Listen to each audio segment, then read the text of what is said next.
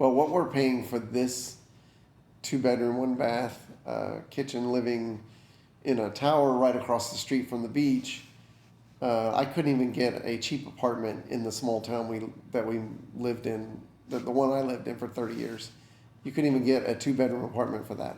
I mean, so that gives you, and that's, Central Texas. So there's no beach, no water, no nothing around there. And then plus utilities and all of that. So, yeah, definitely a big difference in the ability to live.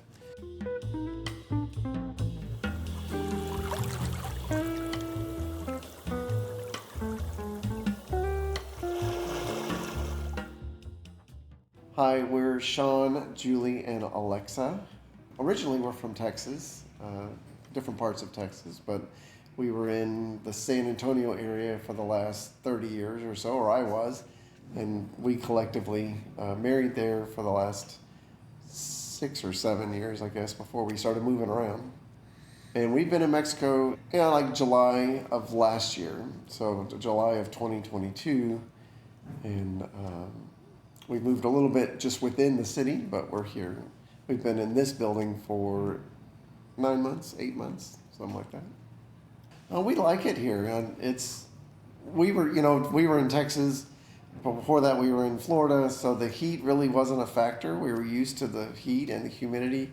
So as far as the weather, it was pretty much a lateral move, It was hard enough for us to move from Texas to Florida. That was a big move. So thinking about moving outside of the country was a big deal. But from that moment we saw that video, we didn't even consider any other places. We just knew that Mazatlán was the place that we were supposed to be coming. And we took one step and kept on coming.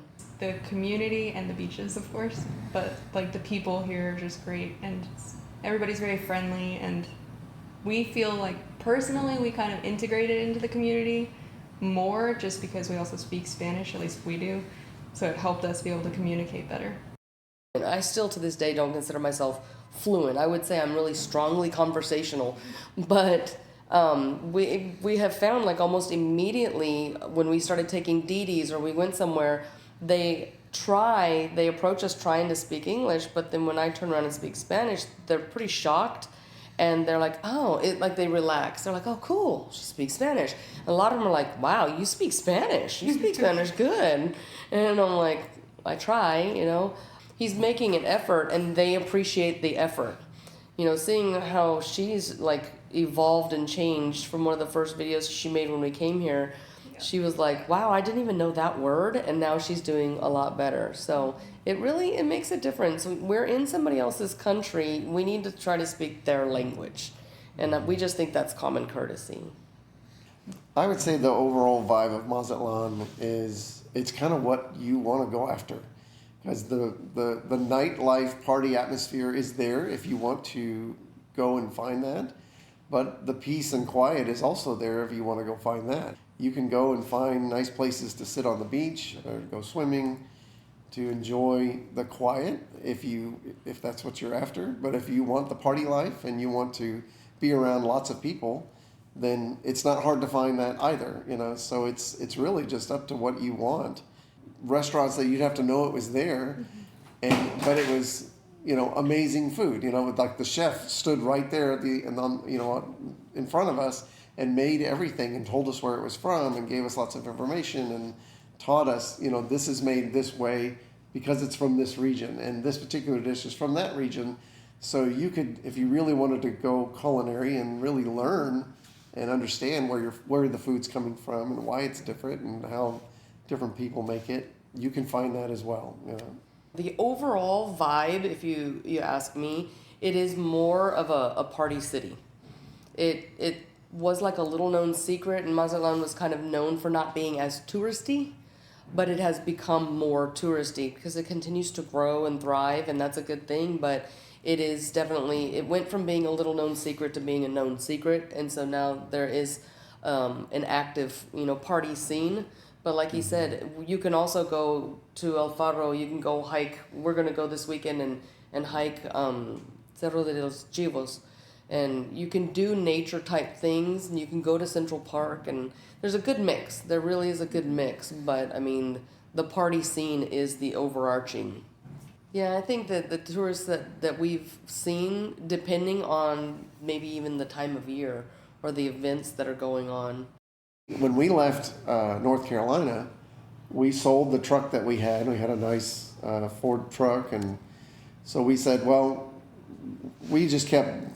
We moved several times in the last few years, and each time we purged less and less and less. And we actually came here. We took a picture of it while we were moving. Everything we owned fit on a hotel cart, the little dollies that you get at a hotel. And it wasn't. It was to the top, Yeah. but It was to the top. But that was it. I mean, that was all of our All stuff. three of us. It's free to have so little. Like when you go to move, you don't have to think about furniture and all that. But in the fact that we got rid of our car means that we really wanted walkability. We wanted to be able to just walk to the markets, walk to the beaches, walk to whatever we needed. But of course, here in Mazatlán, there's great public transportation. You can hop on a bus and go anywhere in the city that you want. We called a red truck, Auriga, and we loaded all of our bags and suitcases and our dogs, and we just rode in the open air truck all the way down the Malecón to move here. Yeah. And but back to like the public transportation, what's really cool that we found very helpful as new people in town is the bus system. There's what's called the green buses, and they stay predominantly on the Malecón in the most expat or foreigner popular areas. But they do go into one of the main markets and down to the lighthouse and things like that. And those are 13 pesos to go wherever you want in those commonly traveled areas. Public transportation here is the entertainment factor because, well, there's some that, you get on a bus and it'll make a couple of stops and then somebody will hop on and it's a singer and they start singing to the bus, or they play guitar and they entertain the bus, and then you tip them and all that. But that's part of the entertainment. We're healthier. We're out, it makes you exercise more. It makes you sweat, right? Obviously, you get out in the heat and it makes you sweat. But we purposefully have been getting up and walking in the mornings. But now that it's gotten hot, we've kind of stopped doing that as much. But during the winter, it was very nice to get up and walk early in the morning. But I think because we walk more than we used to, where it used to be so car dependent and worrying about where to park, and just the idea of not having car payments and insurance and maintenance and all of those things, that really we have been able to just let go of all of that. I actually would say that I've lost a good Oh, amount she's of lost a weight lot of weight. from various reasons, but I think that the walking definitely contributed to losing weight. So Yeah. We just feel good overall. I mean, it's, we could tell when we first got here and we had to trek around town trying to figure dying. stuff out. We're like, and now it's like just our internal health has definitely changed.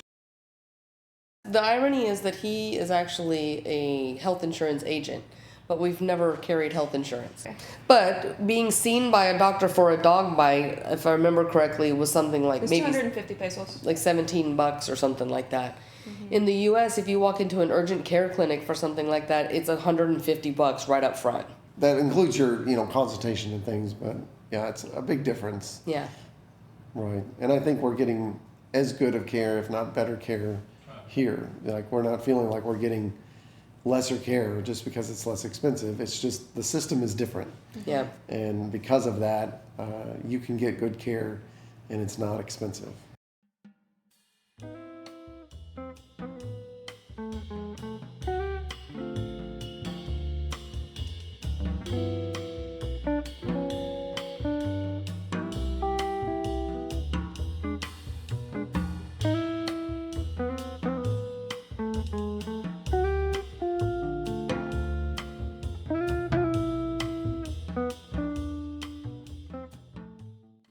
Finding where we ended up was, it was a process. We started looking back when we hadn't even gotten here yet, and quickly found that you've got to be very cautious about scams and if they're real properties and who's posting them. And so that's when we actually got help looking for a trusted realtor through the Relocation Guide. And she was just amazing when it came to showing us various areas of town, listening to our budget, our desires, our needs. Even showing that we're here, interestingly, unexpectedly, because this is not the kind of place that we were ever looking for. Never even asked to see any like this. But she's like, I have a listing, I can show you that. And we're like, and that's our budget? And she's like, I can negotiate it because it was her listing. So that's the interesting part of how we ended up in this one. As for, the lease and the paperwork that they asked for us to rent here, initially she mentioned that they would want an aval, which is kind of like a reference, somebody vouching for you, co-signer, if you will, type situation. And we're like, we just moved here. We don't know anybody here. How are we going to do that? And she's like, don't worry about it. And so she was able to do that. But from what we do see and understand, some are very stringent about having an aval, and that can get complicated. But with us, she basically showed us the different properties. And then when we settled on this one, we met at her office. We made a deposit to hold it, which was 1 month rent. And then we met at her office and signed the contract. And we were kind of concerned because they were initially listing this unit for 19,000 pesos. And we were like, our budget's 16. And that's a big difference. She said, yeah, he accepted that offer. And we're like, okay. So when we signed the contract, she's like, okay, so he'll sign it and everything. I was like, okay, I get him to sign it. I'd feel more comfortable when this is signed, because that seems like a really great deal.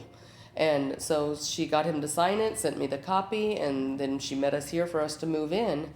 And so 16,000 pesos at the time we moved here was $800 US. So as the exchange rate changes, your monthly expenses will also change. So it went from, around 800, and now the exchange rate has changed.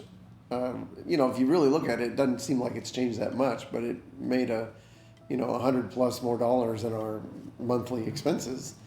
You don't want to shop at the top of your budget, because if the exchange rate goes in an unfavorable for you, then you may be budgeted right out of your lease. You may not be able to afford it. My advice is, don't shop at the top of your budget.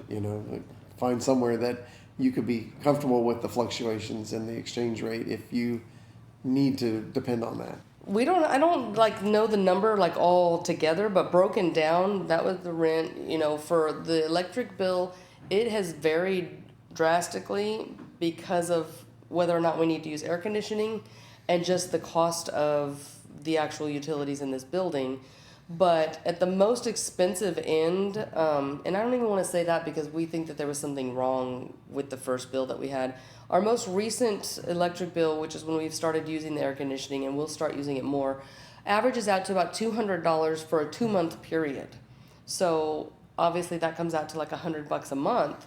In comparison, in Texas, we were having $250 or more per month electricity bill alone. As for groceries and stuff, back in anywhere in the U.S., it wasn't even a state thing. We would typically run anywhere for the three of us, probably $600 to $800 a month in groceries, and here it's probably around $500. Even when we eliminated the cable in Texas, I want to say it was still $80 some odd for just internet, and here it's $35 for high-speed fiber optic internet. The food budget, that also includes us eating out every so often. But in the U.S., eating out is an expensive thing to do, where here it's almost, if we were to take all of the pieces to make a meal here, going out to eat, maybe the only difference really is the tip, that we might have just paid a little bit more in the tip. But the last house we lived in Texas was a very modest, small 3-bedroom, 2-bath house, and we were paying $1,850 a month. So to come here and have, like he said, we don't have an ocean view in our unit, but we're right across the street from the beach. Yeah, we could see a little water from here. Yeah. Yeah. But to be able to live in this kind of atmosphere and pay $800 a month, it's mind-blowing. So when we started looking into where to live in Mazatlán, we looked at different YouTube videos, Facebook groups, and we actually came upon a video with Mariana, the Mexico Relocation Guide, just talking about the generalities of Mexico, obviously. That helped us hone in on, because she's got resources that helped you find people that know the area, and then finding publications that talk about this area town caters to this area town caters to that. and just determining. And even then, we came to realize, though we saw descriptions and people's opinions of things, and we thought this is what we want, boots on the ground is very important.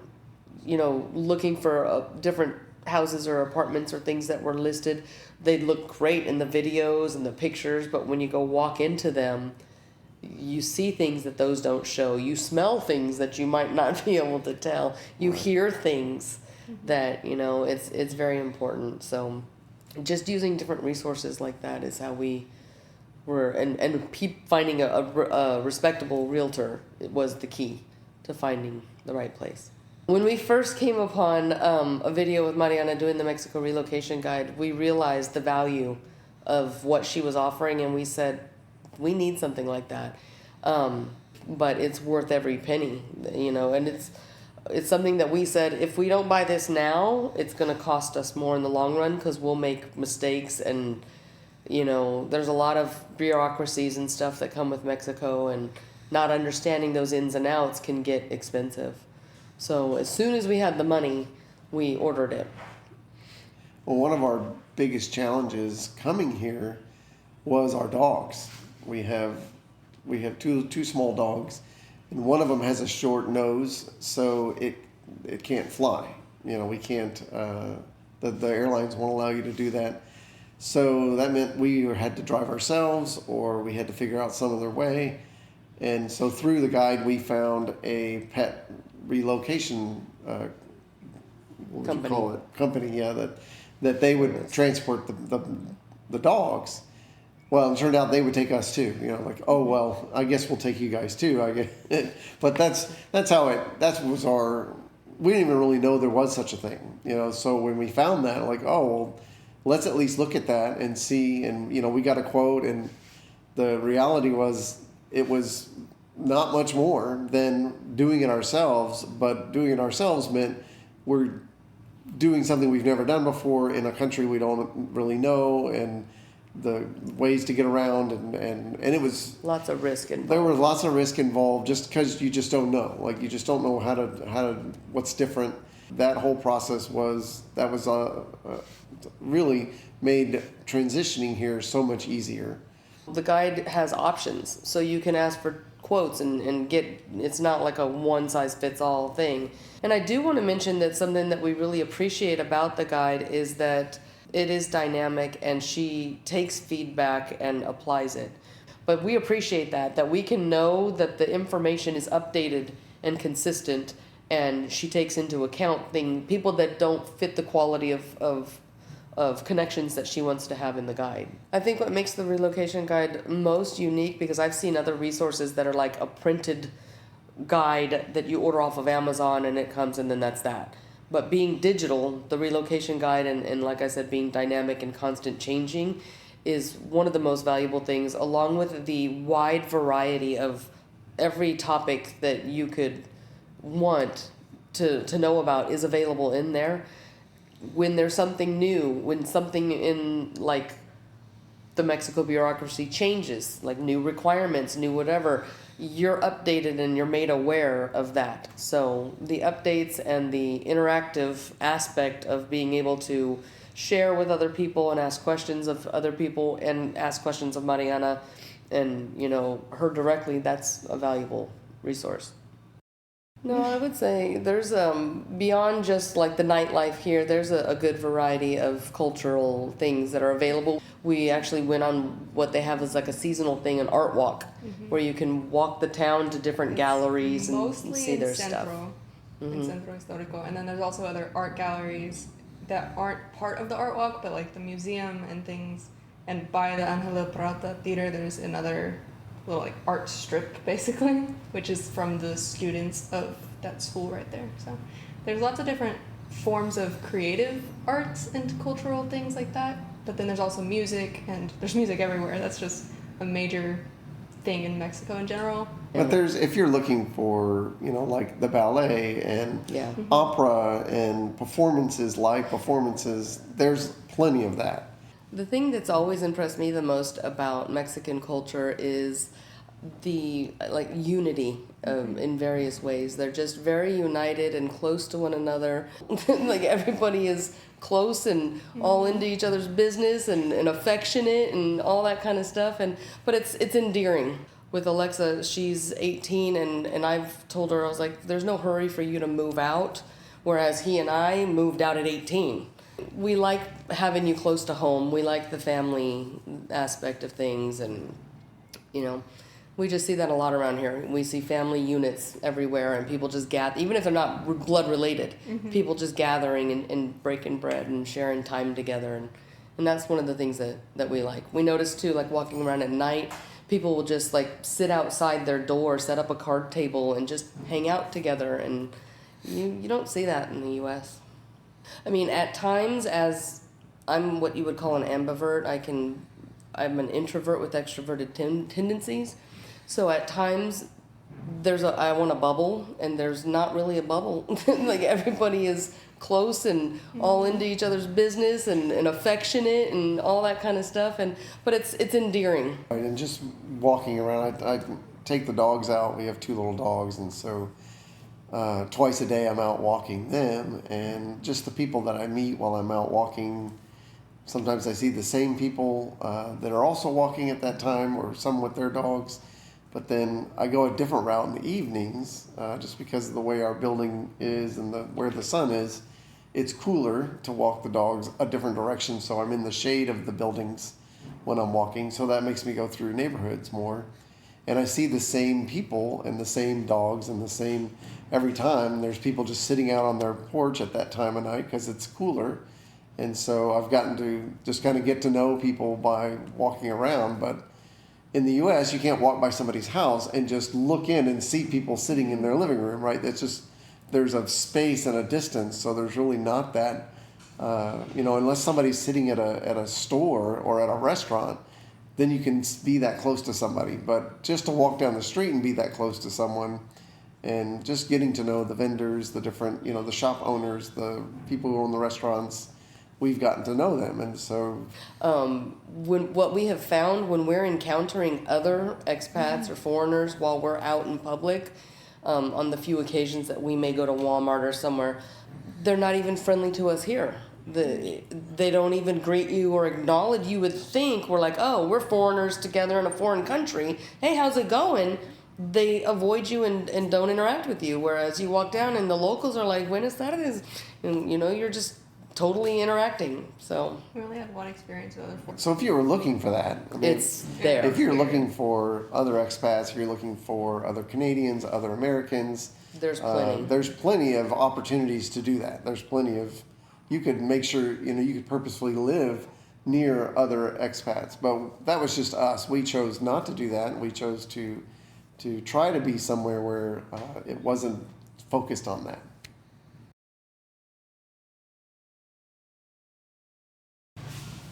Well, my first time to Mexico was when I was young. I used to be a traveling entertainer, and I was doing a show that was touring Mexico, and I was probably 19 at the time. And we flew into Mexico City and then did the ruins and all of that, did several shows, and then traveled throughout Mexico. So it was a great experience. Yeah, I really enjoyed the culture and the people, especially in the small towns that we visited. I was 19 years old, so it's been a few years. A long time ago. A long time ago. My first exposure to Mexico in general was just growing up in El Paso, Texas, on the border of Juarez. So going across the border for just like a day trip, or as a rebellious teenager going to go party on the weekends, was the norm until recent years when things changed and you couldn't just walk across whenever you wanted. You had to get a card, and immigration stuff like that changed. So but experiencing Juarez as opposed to places like Mexico City and Mazatlán, it's whole different worlds. This is my first time coming to Mexico that I remember. I'm pretty sure when I was younger, I went to Juarez too, because that's where my family is, where some of my family is, but this is the first major experience I've had, and I love it. So we lived in San Antonio when we first got married 8 years ago, and we traveled a little bit. We ended up in Florida for a year, and then from Florida we went to North Carolina for 3 months. And then while we were there, as we had done previously, we had always were a family of faith, so we would pray about where God wanted to use us. And that's how we ended up in Florida. And we were in Florida, and then then our friends in North Carolina said they needed our help, and so we prayed about going up there and helping them. So we did that. And then when we were finishing up helping them in that 3-month time frame, we kind of did the same thing and started, okay, God, where do you want us to go now? And she got Mexico. She saw a video that was somebody talking about living in Mexico. So we just continued praying about that, and we took one step and said, what would that look like, and what would that entail, and how could we get all the legalities, squared away to make that move? And interestingly, a family member reminded me that my daughter is half Mexican. And I'm like, we're talking about qualifying for residencies and this and that. And he was like, you could get, Alexa's dual citizenship because her dad's Mexican. And we're like, oh, light bulb. And from there, the rest took off. Well, thank you for having us with the Mexico Relocation Guide and allowing us to share our experience after having moved to Mexico. This was Shawn, Julie, and Alexa. And we hope that you guys enjoyed this video and that you'll consider getting the Mexico Relocation Guide as a resource if you want to come. Bye.